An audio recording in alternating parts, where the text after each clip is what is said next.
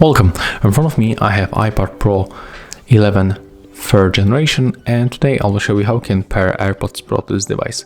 So the first, you have to go for the settings, find Bluetooth and enable this option on your iPad.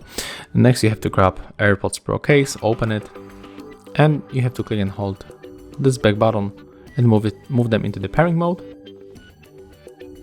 As you can see, when the indicator is blinking and when they are in the pairing mode, they appear on the screen, so we have to click to connect.